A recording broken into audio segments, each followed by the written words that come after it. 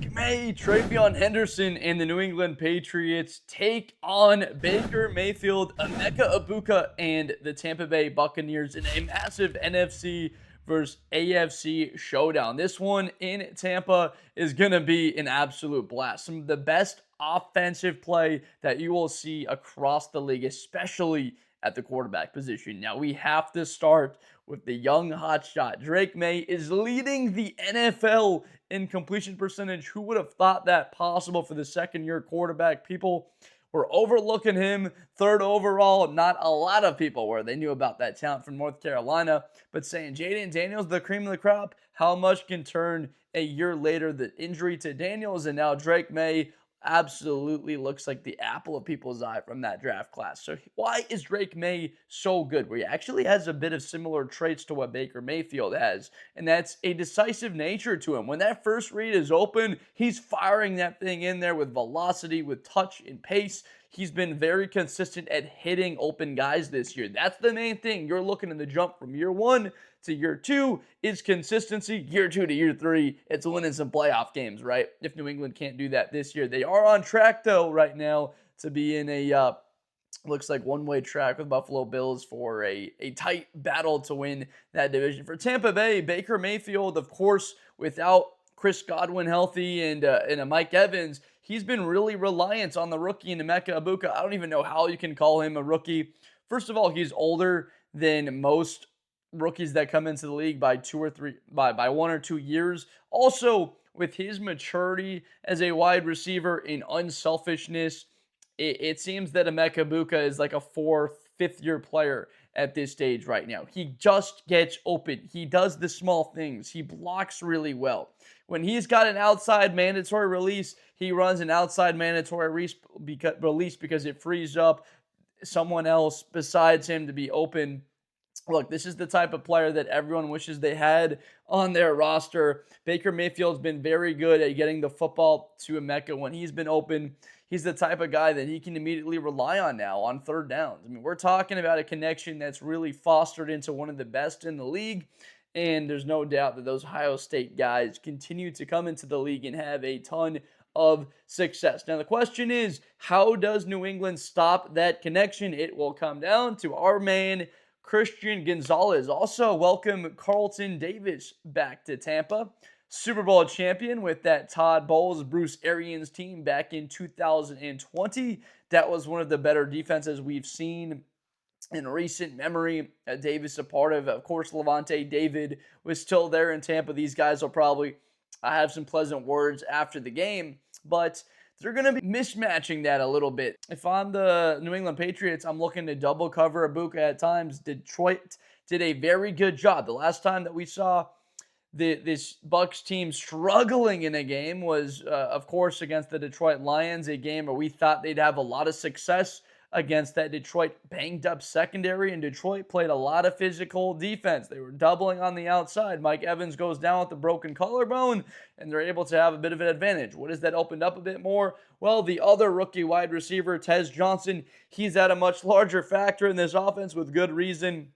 5 catches, 43 yards. He's getting his opportunities without Godwin and Evans in this thing. He's starting to establish himself as a reliable target for Baker Mayfield. I think that that's a type of guy that is the exact reason why, if you're Emeka, you need to follow instructions as a player on the field. And if you've got that mandatory outside release because it frees up Tez Johnson over the middle, that's exactly the types of details that are really important. Now, Tez possesses that short area quickness to really separate and get himself open. Doesn't possess crazy of that long end speed.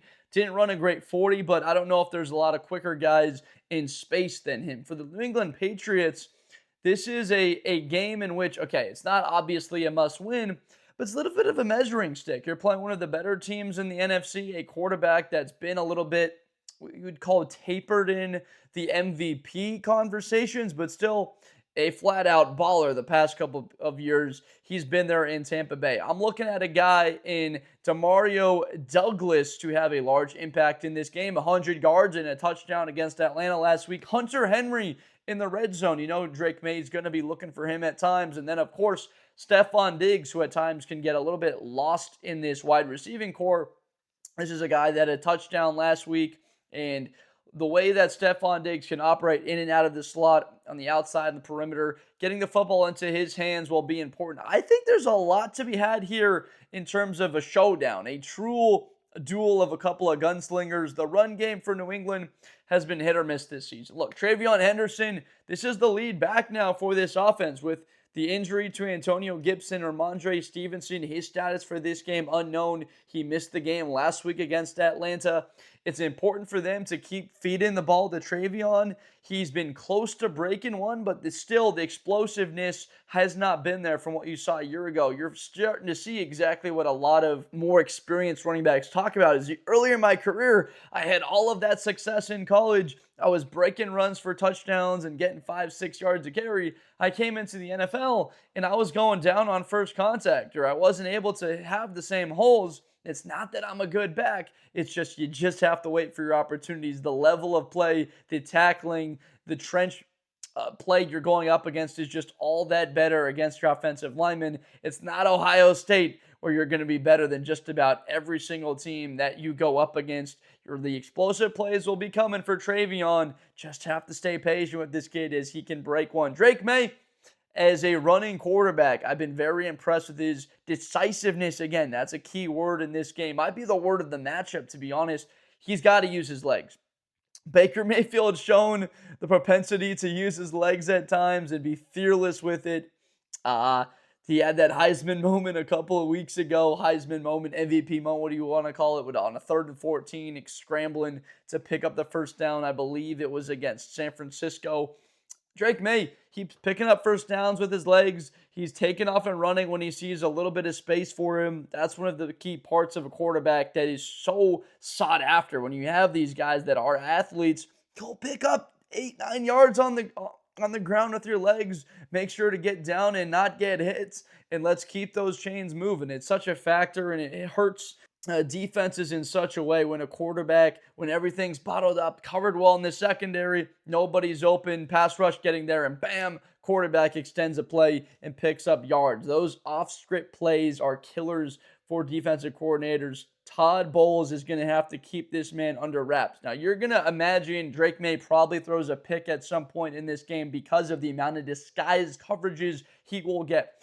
Post-snap, it looking a lot different than what you'll have pre-snap. Todd Bowles and his defense, his ideology is to get home with 4. I think in this one, he puts a little bit more pressure on the quarterback. And you think back to that Super Bowl team I mentioned with Tampa, they were so great because of Devin White, Levante David roaming the middle of the field, and they were getting pressure on the quarterback. Carlton Davis, Antoine Winfield, they were Jamel Dean in there, that they were so talented in their cover 2 defense that they didn't really have any windows, and they were getting pressure on the quarterback immediately. Vita Vea plug and runs, William Golston, all of those guys for Tampa Bay that were able to plug that run. There was not a lot of time for the quarterback to throw, and then there was just not a whole lot of guys open. That was a talented defense. Both of these teams at some point trying to get to a standard or level of that. It's tough to do because of the amount of quality players, especially I think back to that Tampa team, how healthy they were. You've seen it already with injuries to both of these teams. Guys going down. It's a war of attrition in the NFL with a season that's 17 games longer now and what the playoffs will look like. So it's almost like who's going to be healthier at the end.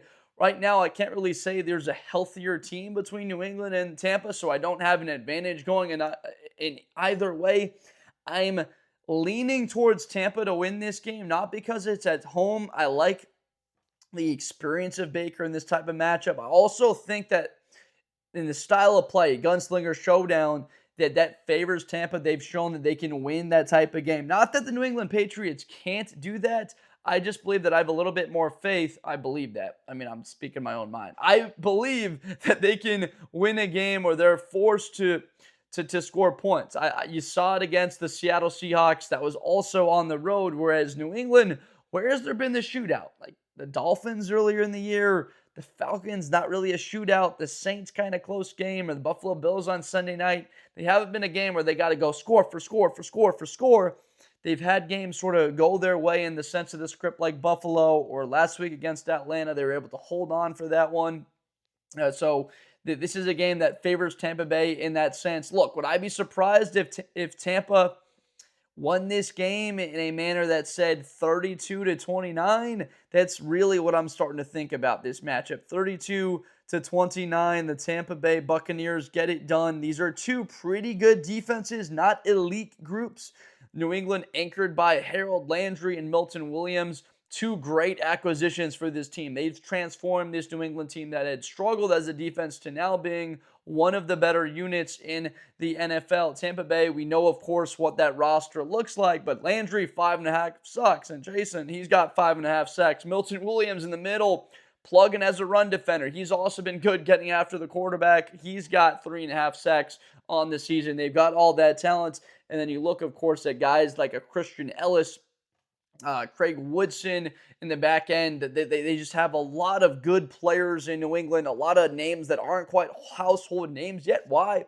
They haven't played in these marquee matchups consistently or been in the playoffs to the where that you're familiar with the names, but they will be, I think, some very well names by the time the playoffs come around, or even by next year. Again, this is still a core for New England that's fun because of the amount of veterans that they have.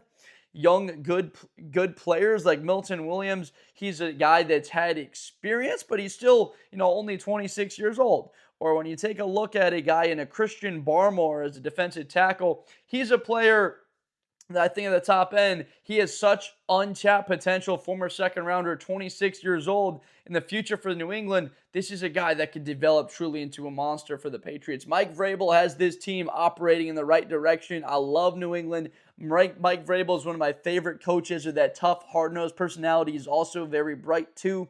So that's to say only good things about the Patriots. Heck, Travion Henderson, my man. I love this kid. He's very based in faith. God-based, and that energy about giving back to others and keeping his head with him, a type of football player that's very easy to root for in a sense. But overall, none of that changes my prediction. I got to go with the Tampa Bay Buccaneers, 32-29. Not like a full Wild West shootout, but still, I think anytime you get more than 60 points, you got to call that game a shootout. 32-29. Let me know down below in the comments who you think wins this game. Are you with me? The faith in Baker to get it done. I really believe that with all of this young attention to like Tez and Egbuka, Cade Otton, a guy that's developing really very well as a tight end, and without Bucky Irving, it will help the Bucs in the long run. If they do get Mike Evans, it looks like they got some fortunate news. He could be back in December for a playoff run for Tampa. That helps Baker to have an elite guy back. You could get Chris Godwin back, maybe Jalen McMillan after that neck injury in I think August or July it was for him. That's to say they have a lot of talent that could come back at the end of the season. That this experience for a guy like Tez, developing that young talent and knowing what they have in him and Egbuka, it's going to go a long way for this Tampa team in their future. It's very bright for both of these teams. These are two very good teams. It looks like they will be for a while. So let's sit back and enjoy 7-2 versus 6-2. Going to be a whole lot of fun. If you have not already, please subscribe for more Blitz with Blender content in the future. I'm Josh Blender, making NFL college videos throughout the weeks, previewing, predicting these matchups as we get towards the back half of the season. It's going to be a lot of fun. I appreciate you so much for watching, and I'll see you next time.